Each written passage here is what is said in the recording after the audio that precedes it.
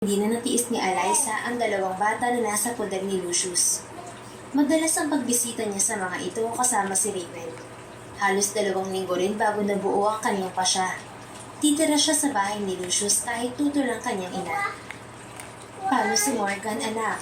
Baka sumama ang loob niya. Ani Nilda habang pinapanood siyang nagsasalansan ng mga damit sa maleta. Naroon sila sa kanyang kwarto. Nag-usap po kami ni Morgan, ma. Okay lang sa kanya na makasama ko muna ang mga bata.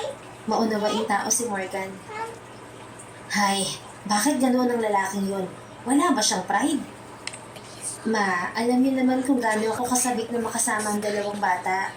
Halos mabaliw ako nang pinaampon niyo sila, kahit labag sa loob ko. Wala akong choice noon. Sana naman ipagbigyan niyo ako makasama ang mga anak ko. Ina rin kayo. Saka, ayaw niyo bang maging masaya si Raven at makasama niya ang mga kapatid niya? Hindi nakakibo ang ginang. Maya-maya ay may bumusin ng sasakyan. Si Lucius na ito. Sinalubong nila sa salos ang binata. Kasama pala nito ang 2 bata. Ang mga apo ko! Sabik na sabi ni Nilda. Napaiyak din ito nang mayakap ang 2 bata. Sino po kayo? Tanong ni Glenn sa ginang. Ay, ako ang lolo niyo, iho. Nanay ako ng mami niyo. Wika naman ni Nilda. Oh, 2 ng lola namin? Nanlaki pa ang mga mata ni Glenn. Lola number 2 natin siya, Glenn. Nakataas ang isang kilay na sa body part. Aliw naman ang ginang at nakalimutan na ang panibugho. Pagkawan ay nagpaalam na sila sa kanyang ina. Hinakot ni Lucius ang gamit nila ni Raven.